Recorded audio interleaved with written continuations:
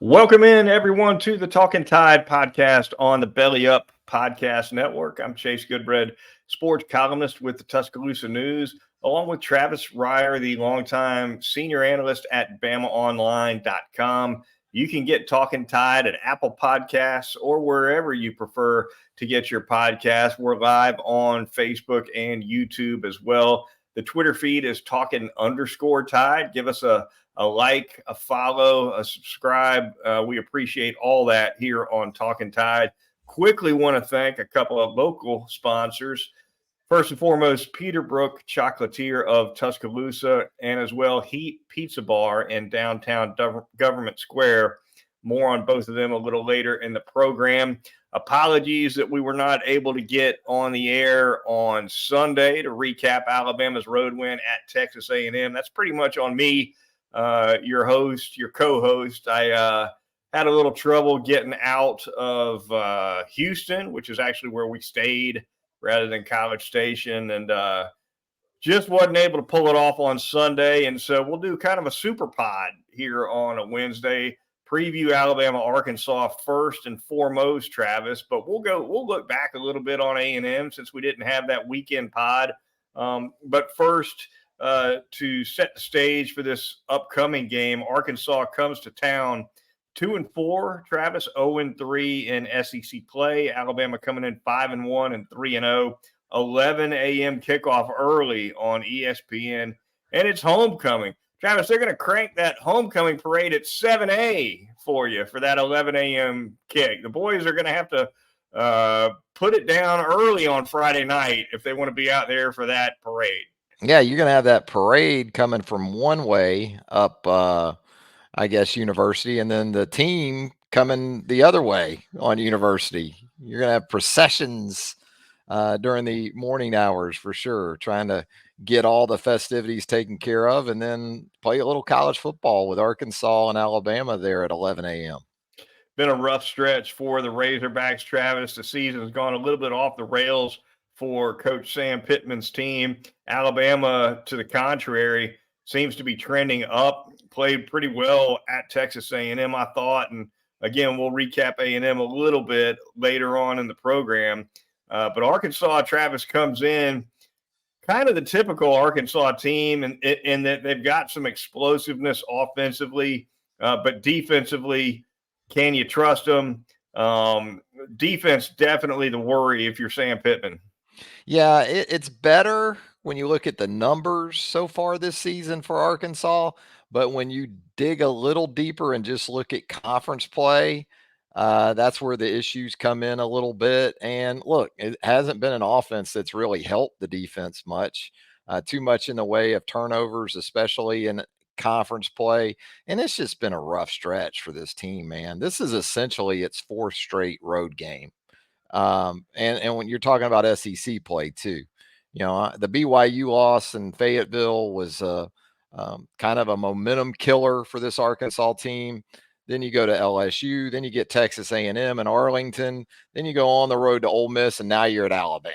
That's a rough stretch. I don't care who you are. Yeah, it has been rough, no doubt. KJ Jefferson, a guy that can give you a lot of problems. Big guy, athletic guy, hard to bring down, even when you get your hands on him.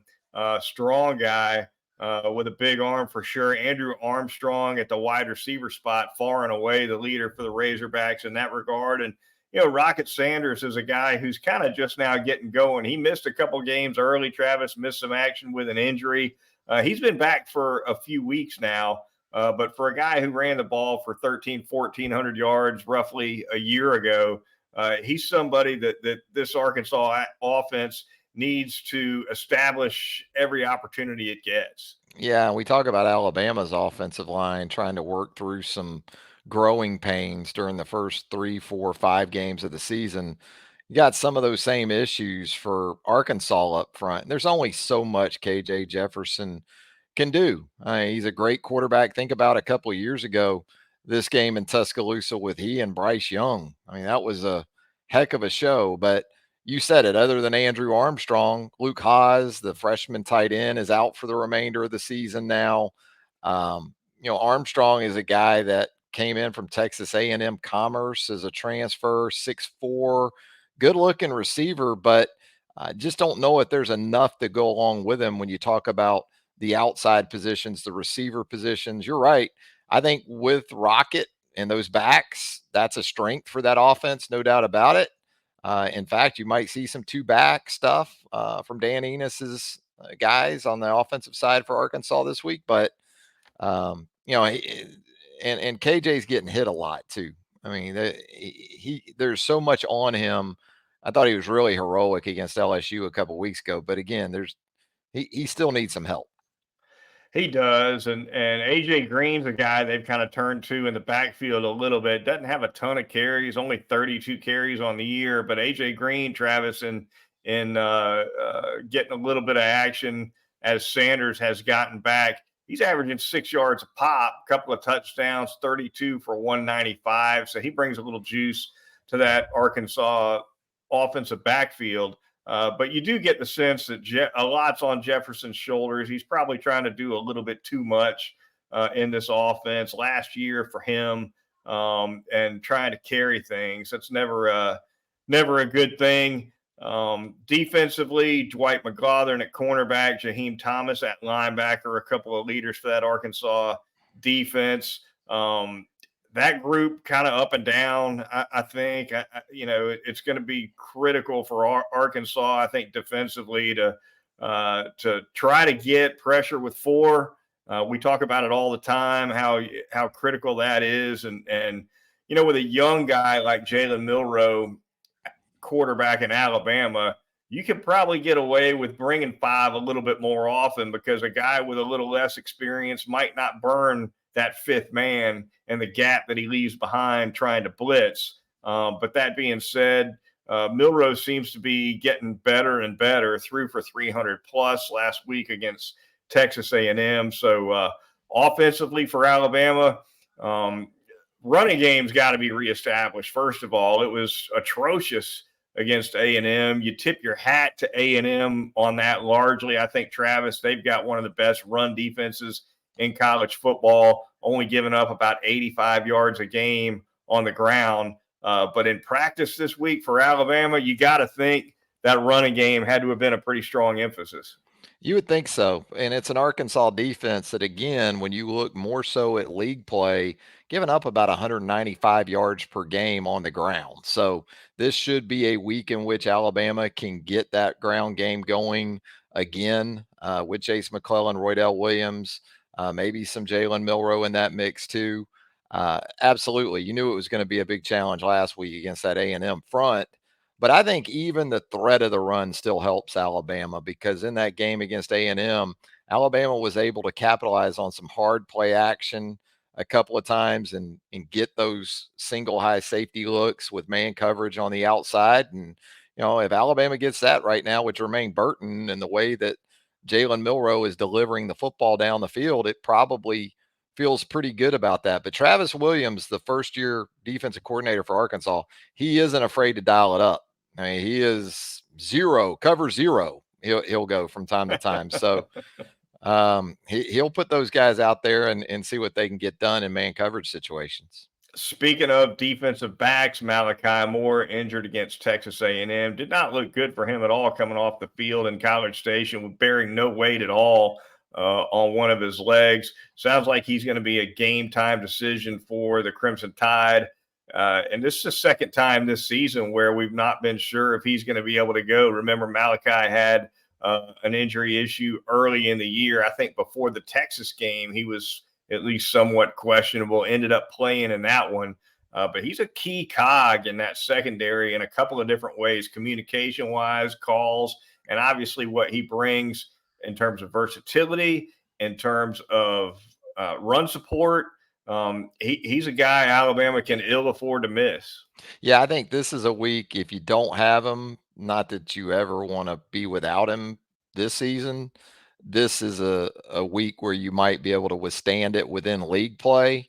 If you could get him back, if he doesn't go this week for Tennessee, that obviously would be great because Tennessee's going to put you in nickel a lot. and then first and foremost try to run the ball at you. And that's where Malachi, as you said, he's been a strong presence, not just in coverage, but against the run as well. So as far as Arkansas, as we talked about earlier, just not a lot in terms of weaponry, explosiveness that can hurt you that way.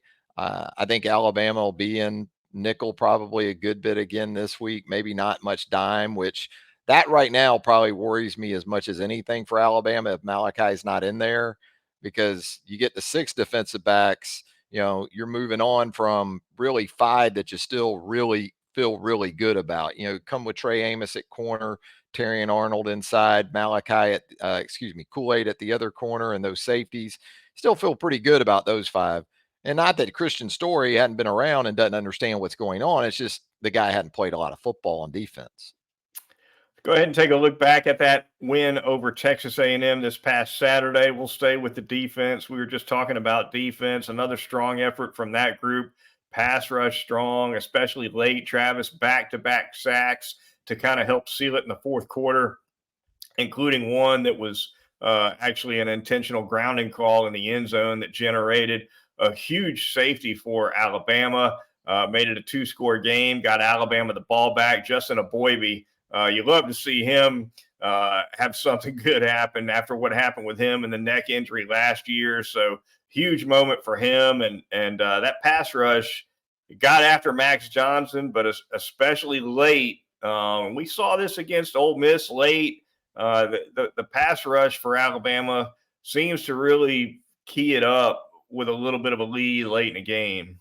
Yeah, once they kind of figure out that you're going to have to throw it pretty much every down, that's not a good place to be against this Alabama defense. And, we talk so much about how the ground game will wear down a defense. Well, you can get worn down by trying to deal with a pass rush like that, too. I mean, it does accumulate over the course of a game. And I give Max Johnson a lot of credit because he stood in there, tried to stand in there anyway, time after time, and deliver the football. But it wasn't just Alice Turner. It wasn't just Chris Braswell.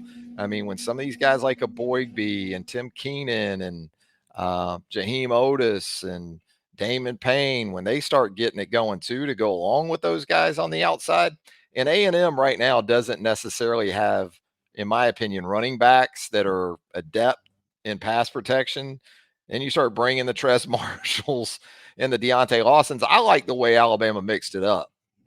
They brought 4 for the most part, but sometimes they'd bring the inside linebackers as part of a simulated pressure. I thought it was a good plan, and it was also obviously carried out very well. Yeah, they look good. Deontay Lawson, I wondered how he would look with that ankle injury he was coming off. He played in what looked like some kind of a wrap on his leg, but he was lights out. I mean, he looked 100% to me. Thought he had an exceptional game for Alabama. That was definitely good to see. For sure, bodes well for him over the second half of the season. That, at least for now anyway, he looks like he's completely off of that ankle injury. Yeah, it was like the second or third play of the game, and A&M ran that crosser with Moose Muhammad, and he was able to get the corner with Trez Marshall chasing him. And then you see Deontay Lawson at the end of that play because Alabama's corner, I think it was Terrion Arnold, had gotten run off, so his back's to that play for a lot of it. So Deontay Lawson is having to pursue to try to help make the tackle, and he did. I thought that was a sign that this guy's maybe better off than I anticipated him being at this point, and it was a sign of some good things to come in the game. Offensively for Alabama against Texas A&M, Travis, definitely the story was Jalen Milroe, career high 321 yards, played extremely well without a running game at all. I think we hit on this earlier. Alabama couldn't move the ball at all on the ground. Got penalized a lot too. 14 penalties, most of them on offense, most of them pre-snap stuff. Looked like Alabama had that penalty issue cleaned up in the second half. They went through the whole third quarter with 0 penalties after getting, I think, 7 in the first half. And then they sprung 7 more in the fourth quarter. So just kind of came unglued all over again from a penalty standpoint. You combine that with the issues in the running game, and to me, it just gets more and more impressive, Travis, that Jalen Milroe seems to be getting a little bit better each week, in spite of the fact that the offensive around him continues to break down in multiple ways, whether it's run game issues, pass protection issues, penalty issues, shotgun snap issues. I mean, I'm waiting for Alabama to play lights out around him just once. And it hadn't happened yet. Yeah, and that's why you hear talk about a trap game maybe this week between Texas A&M and Tennessee with a Arkansas team that's struggling. With this offense still, every week's a trap game potentially. I mean, you're still going to go into this game Saturday thinking, yeah, it was positive. It was very positive to see Jalen respond to some of those situations that you outlined like he did and had the type of performance that he had. But I still don't know if anyone goes into this game on Saturday thinking all is well, everything is good for this Animal Alabama House. offense. And yeah, I don't know if the trust is quite there yet with this offense, but it does. It starts with cleaning up the penalties. Now, when we look at a lot of those, especially over the last 2 seasons, they've typically involved road games, right? So you're at home the next couple weeks. You should be okay. Really, the next 3 games you're at home. That's the good news in all this. You don't go on the road until November the 11th next to take on Kentucky, and Kroger Field isn't exactly Knoxville. And and then you go to Auburn, but you got the home game set up for you here. No doubt. Special teams looking good for Alabama once again. A couple of huge plays the last 2 weeks. 2 weeks ago, they get a blocked punt against A&M. There's a blocked field goal from Chris Braswell. He would have taken that to the house had it not been for a chintzy call on Dallas Turner for an illegal block that I thought should have just been a no call. I think most people thought that as well. But Will Riker continues to look outstanding. Wasn't bad as a punter either when he got thrown into that role, Travis, with James Burnip not right with a pulled muscle. Yeah, he looked very comfortable, in handling that. And it tells me they're comfortable with him, because if you weren't, you'd be traveling another punter that you would have set and ready to go if that sort of situation presented himself. Fortunately, Burnup's injury wasn't so severe that he couldn't hold, so he was still able to handle that for Will Reichard on field goals and extra points. But it's a question mark, no doubt, along with Malachi Moore this week. Did they ask Reichard to pull double duty? After what I saw in College Station, that wouldn't surprise me. All right, checking in with the Vegas man and the ticket man as we do in the midweeker each week. The Vegas man, Travis, has Alabama favored by 20. It's 20 and a half in some places. It's trending up, might be 21 by the end of the week. That's my pick this week. Arkansas plus the points. I think it's too many. Your thoughts? Yeah, that's a lot. I could see kind of a 31-13 game, something like that, with this one. I think you're going to have some field goals because both these kickers, Cam Little for Arkansas, if you haven't seen that guy, he can do it too. He's probably the two best kickers in the league coming up on Saturday. So I think they'll get opportunities. Also, when you talk about touchdown conversion rate, these two offenses are among the worst in the SEC. They don't convert enough red zone opportunities in the end zone. Their red zone percentages look good because they got two kickers that can bang them home, Right. when they get jammed up. But yeah, that's the kind of game I'm envisioning. So if I was forced to make a call right now, yeah, 20 and a half seems a little high to me. Cheap tickets online already for this homecoming matchup, Travis, the likes of which you don't often see at Bryant Denny in SEC play. $20 will get you into the upper deck. And between the 40s and that lower bowl, usually you see that at least 250 to 500 for SEC games. How about a 150 for Arkansas, Travis? I don't know if it's the 11 a.m. start or what. You would think for homecoming, those prices would be jacked up, but it seems like it's just the opposite for this one.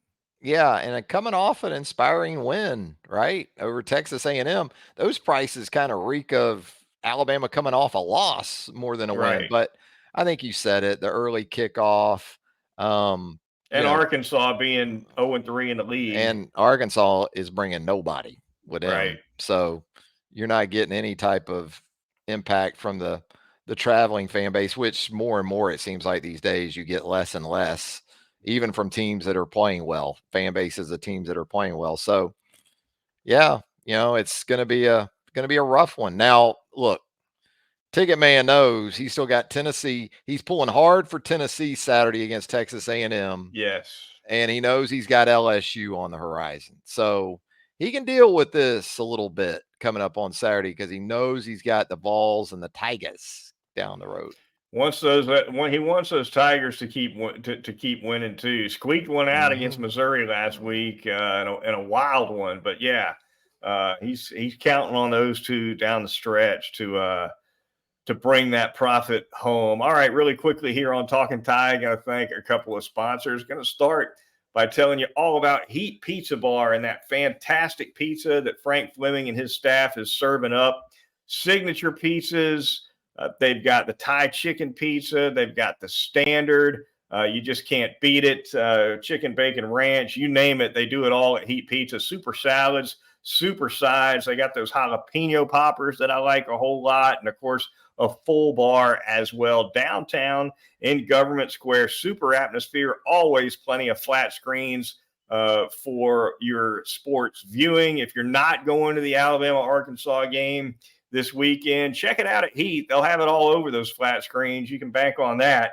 Great daily specials, too, including that Thursday special, pepperoni or cheese pizza, just $8 from 2 to 6 p.m. Also, $3 off cocktails on Thursdays from 11 a.m. to 10 p.m. So the next time you're in the mood for some great pizza, go see the folks at Heat Pizza Bar, 2256th Street, downtown in Government Square. I'm going to tell you about Peterbrook Chocolatier out there at 1530 McFarland Boulevard North in the Indian Hills section of Tuscaloosa, Suite 16. 16 years in business. Peterbrook Chocolatier of Tuscaloosa. Got that great milk chocolate wheel. Sometimes they'll run that dark chocolate on that chocolate wheel. It'll be the milk chocolate. When you walk into Peterbrook Chocolatier and that aroma, that beautiful aroma kind of takes you over, that's where it's emanating from. That chocolate in-house wheel that they have there, so they can hand dip, freshly dip those strawberries and an assortment of items for you. Those graham crackers are great in any of those chocolates. Peterbrook Chocolatier, 1530 McFarland Boulevard North in the Indian Hill section of Tuscaloosa. All right, the Talkin Tide podcast on the Belly Up Podcast Network, rolling on the Twitter feed, Talkin_Tide. You can give us a follow right there on Twitter. You'll get quick links to all of our podcasts right there. Travis, we look around the SEC these last few minutes, as always. Texas A&M, the aforementioned Aggies, on the road at Tennessee. That'll be a fun one. I think it's only the fourth time they've played each other since A&M joined the league. Looking forward to that one as well. That one's going to be interesting to me because of the run game matchup, because Tennessee runs for 230 a game. They got one of the best running games in college football, and as we said before, A&M doesn't give it up on the ground. One of the top 10 teams in the NCAA in that regard. That one's going to be fun. It is, and I think if you're Tennessee, you're watching that Alabama tape and thinking, you know what Joe Milton can do? He can throw the football about 3,000 yards in the air. Right. So we're going to take a lot of shots down the field with that Tennessee passing game, because I think even for Tennessee, with that offensive line going against A&M's defensive front, it's going to be tougher to run the ball than Tennessee would like. But again, some of those matchups that Alabama took advantage of, the Vols should be able to as well. Missouri on the road at Kentucky, Travis. Both these teams coming off their first loss of the season, 5-1. Kentucky got drummed by Georgia in a pretty embarrassing fashion in Athens. Missouri played LSU at home, lost by 10 in that one. So kind of a pecking order game in the SEC East right there with Missouri and Kentucky. Yeah, I'm thinking that Missouri will be a little more demoralized than even Kentucky. And I know that was we were anticipating that matchup with Georgia. I didn't think Kentucky would win the game. I thought more so if Georgia played the way it had in some games against South Carolina and Auburn.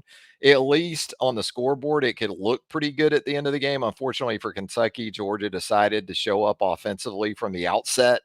And with that, Kentucky had zero chance to make it even look good. So I'll go with Kentucky in that one. That should be a good game, though. I think I like UK as well. That it was a breakout game for Carson Beck in that Georgia win over Kentucky for sure. And Devin Leary hadn't been what they thought he'd be in Kentucky just yet. Travis, he struggled in SEC play for sure. Brady Cook, I think, is having a better season than Leary, but I do like the Cats at home. Let's see what else we got. Florida's at South Carolina. Auburn is at LSU. Florida, South Carolina, I think will be a tight one, Travis. Auburn and LSU could as well, but you keep waiting for Auburn's offense to come untracked. Maybe this is the week because LSU can't stop anybody. Maybe this is finally the week we see Auburn's offense come to life. Yeah, if you need to find a passing game or figure out a passing game for an offense, LSU, as crazy as that sounds, because of so much of DBU and all those things throughout the years, this is a defense to do it against. But I think I still like the LSU Tigers in that one. Hey, I like LSU at home. I think I like South Carolina at home against those Gators. All right, before we get out of here on Talking Tide, let's hit that 2-deep tumbler one time, see if it kicks somebody out that we've already talked about, like it usually does here on the podcast. Who's coming out of there today?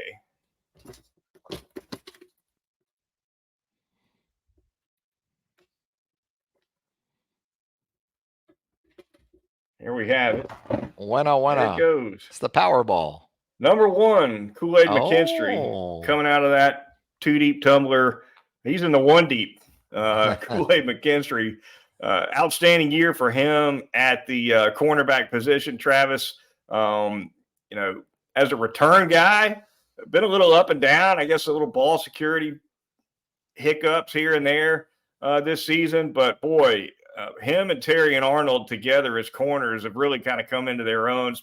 Arnold especially, because McKinstry was giving it to you even last year, more so than Arnold was. But as a tandem, they're looking awful good, and McKinstry's been excellent. He's on his way to being a first-round pick, I think. I don't think there's any doubt about that. And even with the hands type issues that he's had on punt returns, he still recovered that onside kick at A&M there late. So that was good to see for him. You're right. Those two corners right now are playing at a high level. And I really still think if Trey Amos needs to play more this week, he can get the job done too. Obviously, you want to get Malachi back in there as soon as possible, but transfer portal wise in that secondary, Alabama looks to have done some pretty good work between Jalen Key and Trey Amos. All right, that is going to do it for this edition of the Talkin Tide podcast. Thanks to all for joining us. Travis and I will reconvene this weekend to recap Alabama's game against Arkansas for homecoming. Until then, for Travis Reier of BamaOnline.com, I'm Chase Goodbread, sports columnist with the Tuscaloosa News, and we'll talk to you this weekend here on Talkin Tide.